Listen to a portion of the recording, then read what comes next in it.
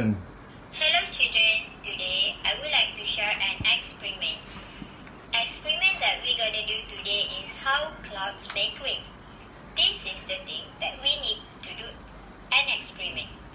Glass, water, shaving cream, and blue food coloring. Let's start. First step, fill up the glass with water. Then put a blob of shaving cream on top of the water. A blob of shaving cream is represented as a cloud. Third step, use the blue food coloring to represent water droplets and ice crystal that form in the clouds. Place a few drops on top of the shaving cream cloud.